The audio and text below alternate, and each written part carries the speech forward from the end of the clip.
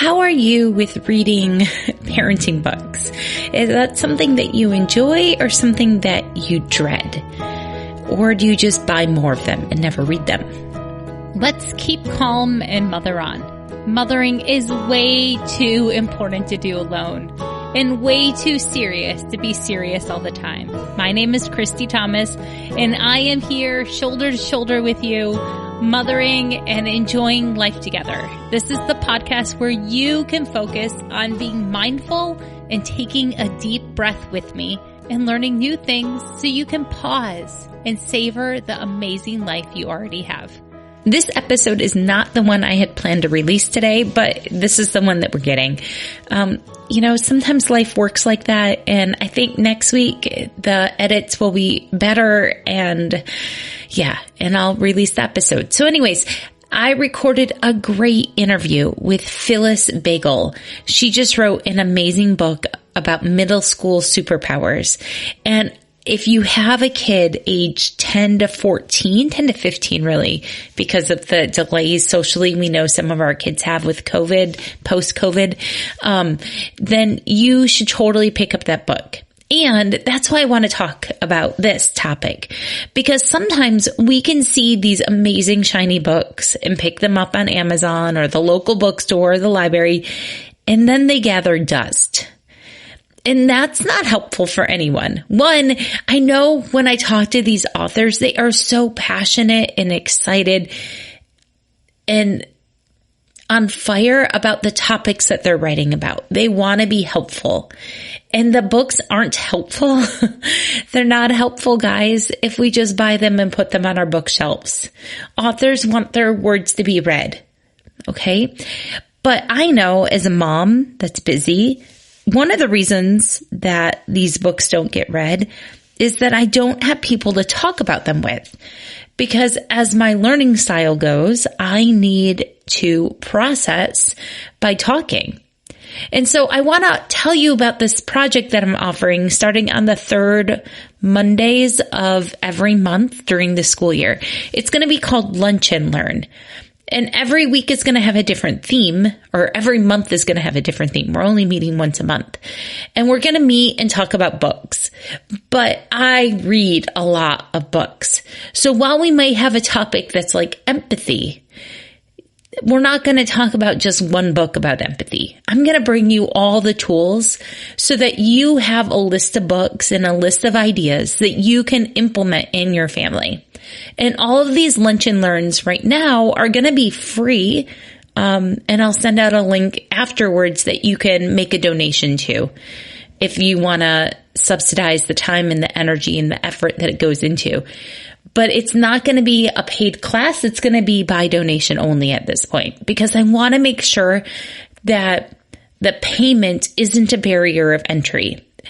If you're someone that's struggling to put milk versus shoes on your kids, right?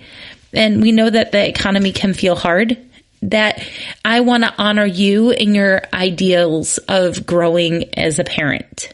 But if you're someone that can take a vacation and you snap your fingers and it's like not a big deal, then please consider donating. Okay? All are welcome here, because I know you're all trying to be exactly the right mom for your kids. And I think you always have been. But when you read books with passionate authors who give you both science and actionable steps, then you can really change things that you've struggled with mentally and kind of shift the generational path, right? There's all these forks in the road all day long while parenting. Like, am I going to pick the path that is grumpier, or am I going to pick the path that's a little bit softer? Am I going to pick the path that's firm? You get to choose all day long. Almost too many choices, right? Decision fatigue is such a big part of parenting, which I think also makes it hard to want to read parenting books, because every week there's like 20 new ones. And so which ones are actually worth reading? Well, I will use my personal judgment and tell you which ones I think are worth reading. They're probably ones that I've tried to get the authors to come on here to talk about. I sort through them a bunch. For every author that comes on here, there's probably about 5 other books that I've read that I'm like, yeah, there's something that doesn't sit right. It doesn't jive with the energy that I want to bring to you here on Keep Calm Mother On. So I invite you to join me in these lunch and learns. And if you can't come live, that's okay, because I'm going to record them and then post it as a private YouTube link. So you do have to register so you can have access to that. And I'll email my PDF quick guide of notes and, some challenges that can go with the topic. And by challenges, I mean like family fun ideas that tie into, and even some self-care ideas that tie into whatever the topic and theme is. Because I think we're all constantly growing and learning as parents, right? We're constantly growing and learning as humans. And the message that keeps coming back to me is how important community is. And if you're lucky to have a local community that jives with you in your parenting style, fantastic. Take these ideas, maybe you do a lunch and learn and spin my ideas and bring them into a local moms group. Perfect. Okay. But if you don't feel like you have that similar vibe of people that you want to talk about these ideas with, that's why online communities are still important. I want you to find local community too, but we can work with building an online community that helps you feel safe and seen and soothed and supported so that you're able to be brave enough to find those local people in your life. So next week, we are going to talk about middle school. And I'm sure just saying that word brings up, if you pause and notice your body, if I say the word middle school, what happens for your body? I want you to notice that because it impacts how you're showing up for kids in that age group. Are you just expecting the shoe to drop? Are you expecting resistance and backtalk and meanness? Okay. Notice what you think about middle school because it impacts how you talk to kids those ages. For today's self-care, okay, I've talked a lot about community and books. I would like you, my only self-care ask is if you're curious about learning about parenting together in a group, please sign up for the Lunch and Learn. I'll put it in the show notes. Give it at least the try for the first 2. The first one actually happens on August 21st. The time has not yet been set. It will probably be lunch between 12 and 3 Eastern Standard Time. Okay. So August 21st, that's the first date. It will always be the third Monday. And then, sign up for that for your self-care. And if you want to, message me a topic, send me an email. I'll put my email there too. And tell me what sort of topic that you need support in with parenting right now. So I can send you back a couple of book titles to look at, and they will be completely vetted. I will not send you a book title of a book I haven't read and highlighted. Next, for your family fun idea, ask your kids.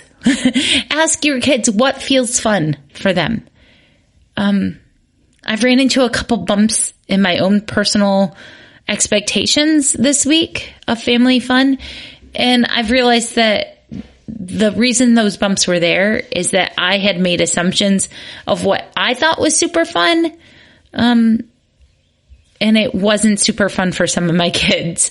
So ask your kids how they want to have fun with you. They actually want to have fun with you. Your kids want to have fun with you. They want to enjoy you. They want to have a relationship with you. So ask them, maybe it's one-on-one. Ask them how they want to have fun with you. And if they don't know, then throw out some ideas of things they liked previously or things that you notice that they like to do with your friends and see if they can teach you. But ask them how they want to have fun with you. You are exactly the right mom for your kids. I am so glad you are here on Earth. Thank you for your patience with not having the middle school episode out this week. But I'm so glad I got to talk to you about Lunch and Learn because You're a growing human. You are a changing human. It would be no fun if we were stuck in the same ideas and the thoughts from like 13 to 18 to 28 to 35, right? Like, we want to grow and change. We want to keep laying those neural pathways. Our brains can keep changing until we die. We used to think that we were stuck at a certain point and then our brain started to fall apart. That's not how learning works now, or at least that's not how we know learning works. So lean into the fact that you get to learn until your very last breath, and you get to love until your very last breath. Have an amazing Friday, and I'll see you soon.